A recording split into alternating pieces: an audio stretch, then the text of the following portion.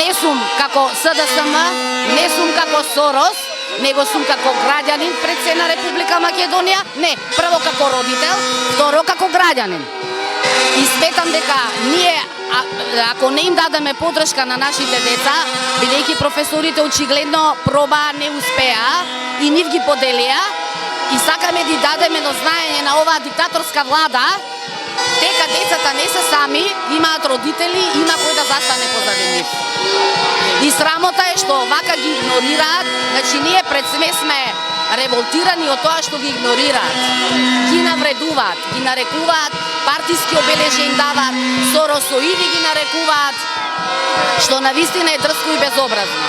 Тоа се сепак деца, малолетни, ќерка ми појма нема кој е Сорос и ме прашува кој е Сорос.